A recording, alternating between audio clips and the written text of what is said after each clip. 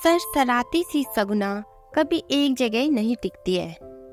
दादी कहती है, बेकार नाम रखा छोरी का, गुण तो एकू ना है, काहे की सगुना, सब मालंग छोलों वाली करतूते। साधारण माता पिता, एक बड़ी बहन 5 साल पहले ही ब्याई गई है। दोनों रूपवती, पर बड़ी बहन जहाँ धीर गंभीर, वही सगुना हद की चंचल। कस्बे के इकलौते कॉलेज में बीए के 3य वर्ष में है। पढ़ाई में उतनी अच्छी नहीं, पर नाटकों, स्पोर्ट्स, नाच गाने, उद्यमबाजी में सबसे अव्वल। सगुना यही पड़ोस में अपनी सहेली की शादी में गई थी। वर पक्ष की ओर से बारात में आए दूल्हे के मित्र निशान ने सजी धजी सगुना को देखा तो प्रण कर बैठे कि फेरे लेंगे तो इसी के साथ। बिना ये जाने कि उनकी माँ सावित्री जी तो जाने कब से अपनी सहेली की पुत्री लतिका को अपने पुत्र वधू मान बैठी थी। सावित्री जी को शहर से इंजीनियरिंग की पढ़ाई पूरी करके आए बेटे का मन टटोलना था, इसीलिए रुकी हुई थी।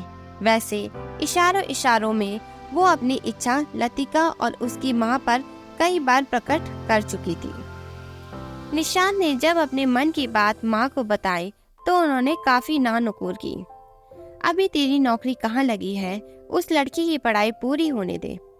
यूं तो और भी सुंदर लड़कियां हैं, अपनी लतिका को ही देख, सर्वगुण संपन्न है। फिर दबे शब्दों में यह भी कह डाला, सुना है सगुना टिक कर नहीं बैठती, उसके पैर में ही चक्कर है, कॉलेज में उठपटांग खेल खेलती है। पर कहते हैं ना, होय है वही जो राम रचित राखा। निशान की नौकरी भी लग गई, सगुना पास भी हो गई और सावित्री जी को मन महसूस कर ही सही बेटी के जिद के आगे झुकना पड़ा। शुभ मुहूर्त निकालकर दोनों का विवाह संपन्न हुआ। इकलौते बेटे की शादी में उन्होंने सारी रस्में की, खूब लेन देन किया। घर में कई दिनों तक उत्सव का माहौल रहा, पर उनके मन में टीस थी कि काश सगुना की जगह लतिका होती। सगुना के आने से घर जगमा गया था। उसकी माँ ने समझा बुझाकर भेजा था, बिटिया ससुराल जा रही हो, बड़े लोगन का घर है, नेक ख्याल रखना, ज्यादा धोल दप्पड़ ना करना, टिक के रहना, कोनो शिकायत नहीं मिलनी चाहिए। सगुना ने माँ की सी गांठ बांध ली थी। निशान के साथ वो खुश थी। घर की भी सारी जिम्मेदारियां उसने उठा ली थी। अपने उड़ते मन पर भी उसने काफी हद तक काबू कर लिया था, पर जल्द ही उसे समझ आने लगा था कि सासू माँ उसे खींची खींची रहती है। उनके पास जाकर बैठती तो रामायण लेके बैठ जाती, कुछ बतियाना चाहती तो आंखें मूंद सोने का अभिनय करने लगी। एक दिन कहा कि अम्मा आपके बालों में तेल लगा दे, तो बोली रहने दो, हमें इससे बू आती है। सगुना अपना सा मुंह लेकर रह जाती, सोचती सासू जी तूने मेरी कदर ना जानी। सगुना की दादी उसे सदा टोकती थी, छोरी तू घोड़े की ढाल चले है, धरती फोड़ के ना चले कर, तनिक आराम से चलना सीख। सुधरने के चक्कर में उसने नजाकत से चलना सीख लिया था।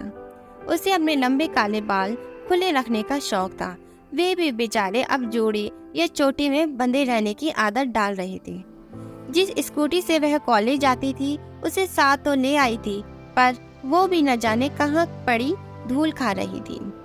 मंदिर बस वह शिवरात्रि, जन्माष्टमी या एग्जाम के दिनों में ही जाती थी, पर अब दोनों टाइम दिया बत्ती करने लगी थी। इतने जतन कर डाले खुद को बदलने के लिए, पर सावित्री जी ने कभी उससे सीधे मुंह बात नहीं की।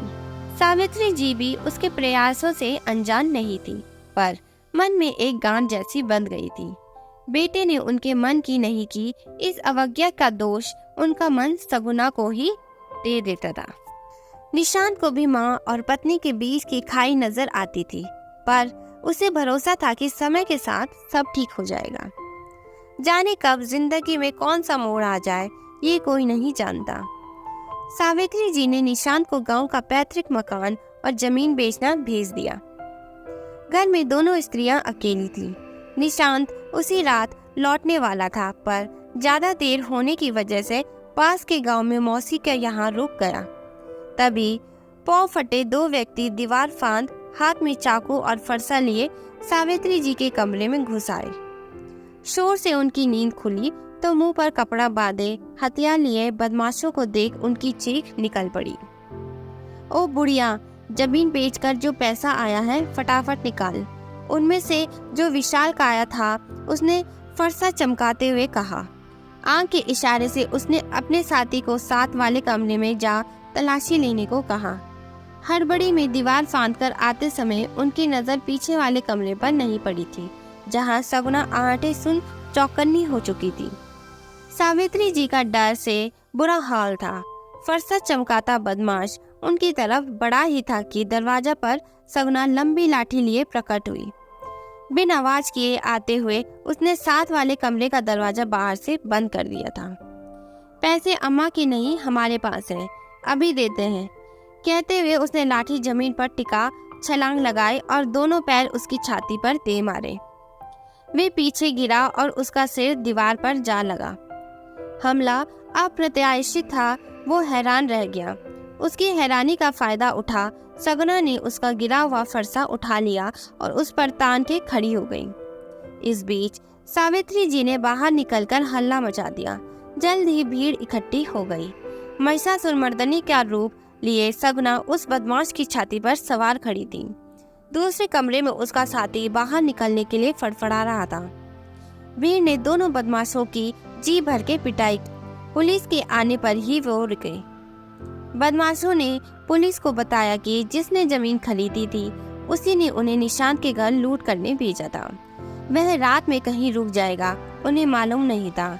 बची खुची कसर सगुना की बहादुरी ने पूरी कर दी थी। हाई जंप की चैंपियन सगुना का कारनामा सब जगह तेजी से फैल रहा था। आज दादी भी सबको देखा मारी छोरी को ठेठ कहकर उसकी बहादुरी का किस्सा सुना रही थी। बापू का सीना गर्व से चौड़ा था और माँ ईश्वर को धन्यवाद दे रही थी कि उसकी बेटी व उसका परिवार सकुशल है। निशांत ने घर आने पर देखा माँ सगुना की नजर उतार रही थी।